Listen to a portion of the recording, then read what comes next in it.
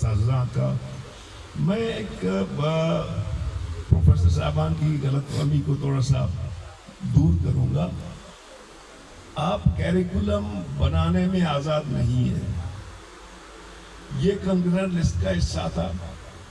ہم نے بڑی کوشش کی. مجھے پتہ تھا اس ٹائم جتنی لڑائیاں کیریکولم پہ ہوئی, خاص طور پر رائٹ ونگ کے پارٹیوں کی, لیکن چونکہ ہم وہاں پہ کچھ لوگ تھے, ہم نے زبردستی کہا اور ان کو 18ویں ترمیم دہنی تھی, تو اس کو بادل ناخواستہ ڈیوالو کیا کیریکولم کو.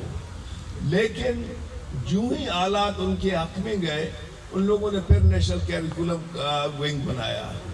آج بھی آپ پتہ نہیں آپ کے اس میں اگر ایک دو چیزیں ڈالی ہیں تو شاید وہ کنفلکٹنگ یا کنٹراڈکٹری نہیں تھے.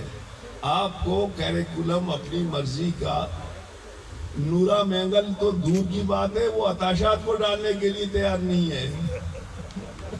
میر بوزبخش بیسنجو کو بھی اس کی چیزوں کو ڈالنے کے لیے تیار نہیں ہے.